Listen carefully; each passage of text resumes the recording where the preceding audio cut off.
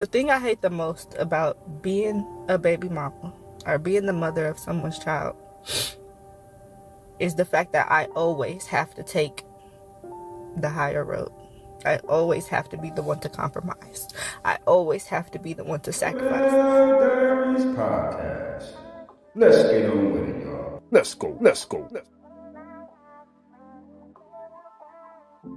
We can relax, have fun, get a good laugh, get information, and enjoy the show.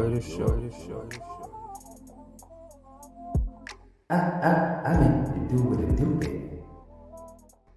Hey, ladies and gentlemen, thanks for tuning in to Sigma Male Diaries. Remember to like, comment, share, and subscribe, ladies and gentlemen.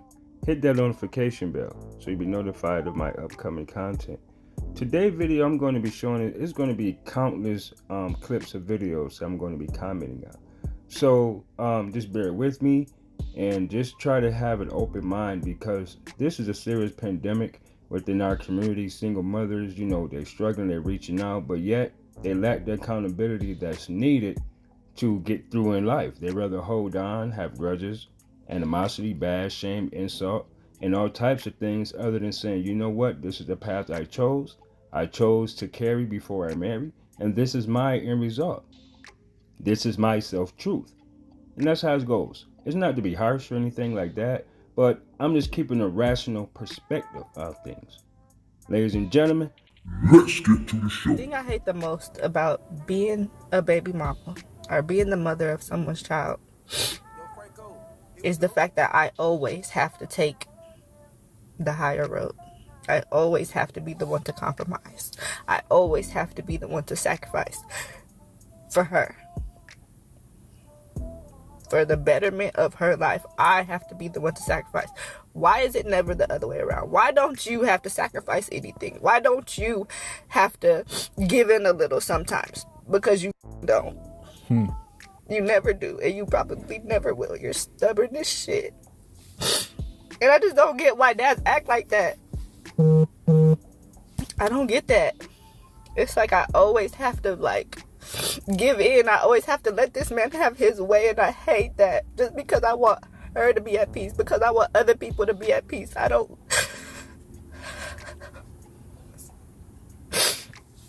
It's like, why can never, even when situations are against me, even when I'm hurting, and it's stuff that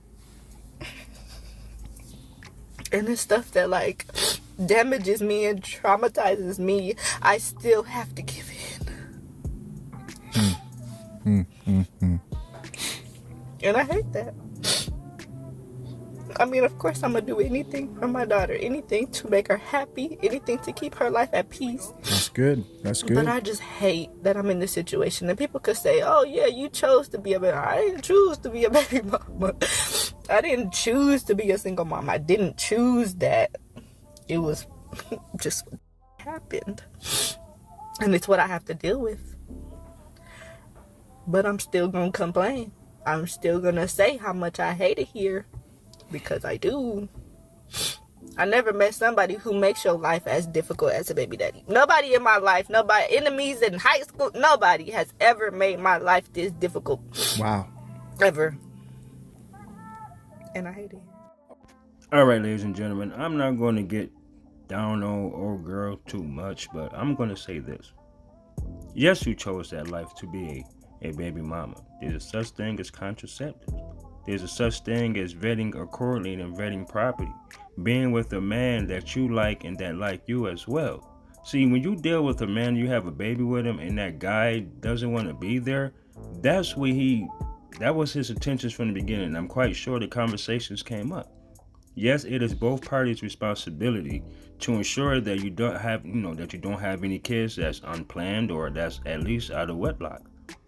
There are 80% women that are single mothers in the African American community. 80%. And can you imagine the men that aren't chosen, that are looked over though, that will be best suited for these women from the beginning before they become baby mamas? But ladies and gentlemen, I have a segment, because she was saying something about she have to give in. even when she's going through some type of trauma. And understand this though, see, that's what men look at within the woman, and we see those things as a red flag. You know, it's an act of selfishness. My, me, and I still have to give in. Number one, men want cooperative women. Now, I'm not sure what happened in between time, or why they aren't together, or why she says she's stubborn, but yet she has to give in. But think about it. What is it that she's doing that she's considering giving in? That's what I'm trying to figure out, because she didn't give an example. But ladies and gentlemen, here's another episode on what I was talking about cooperative women. No, submission is not slavery. One of the reasons I think submission continues to be a hot topic is because there is this underlying belief that if a woman submits to a man in a relationship, that basically means she's giving up her rights, she's giving up herself, she's giving up her personhood, and she's putting herself in a situation to be controlled and abused. And that's not what it is at all. Submission within the context of a God-fearing relationship, God-fearing marriage, is really for the woman's benefit. It's really for her betterment, for her improvement. And I think today there is this gross misrepresentation that women are just going to be put into positions to be taking care of, being abused and being taken advantage of, and just, being violated. And so that's why there's this fear around submission. But it's crazy because at the same time, we don't want to submit, but then we're complaining about not being protected. No, don't get me wrong. I'm just saying though. So when you look at certain things, when a person speaks of just their own personal issues, right? Basically, they're saying that I don't have the energy to fulfill whatever it is that you want, need, and or desire. You're not going to get that from me, but this is what I want from you. Even though I can't give you this, I want you to do that.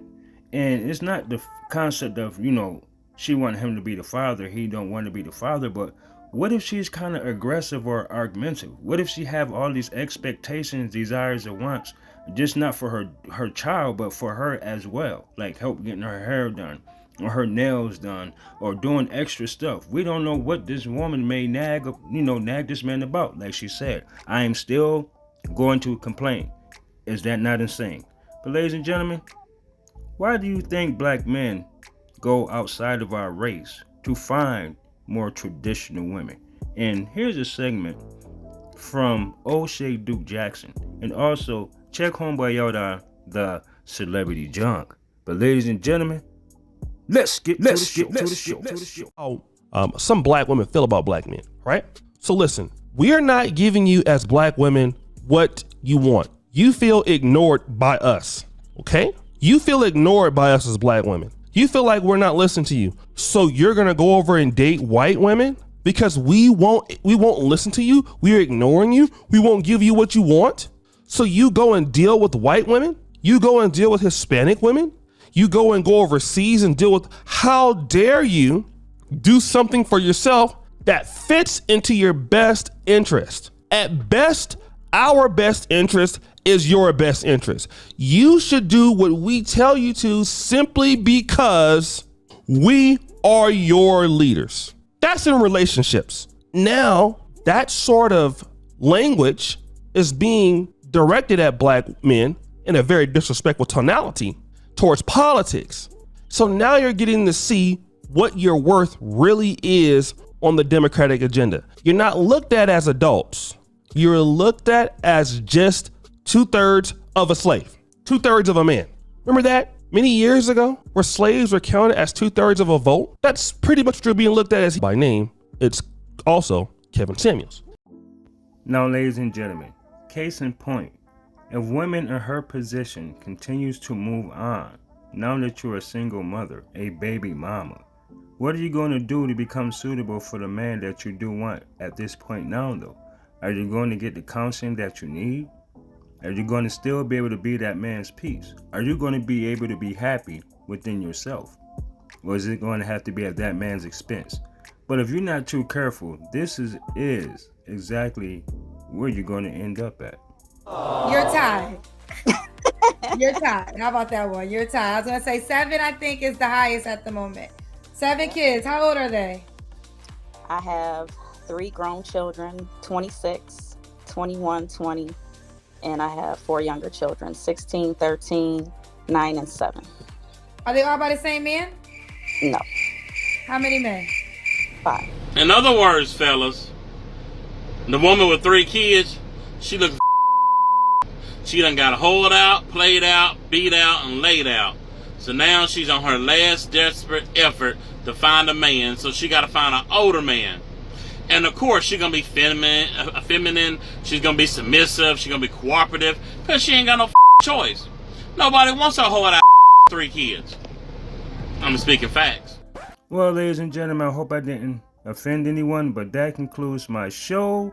And thanks for watching. And remember, ladies and gentlemen, hit that notification bell. And this is your host, Nigel of Sigma Male Diaries. Some of you might like what I say, but then again, some of you might not. But I don't give a fuck. And I really don't. Until next time, stay safe and be blessed. But that man.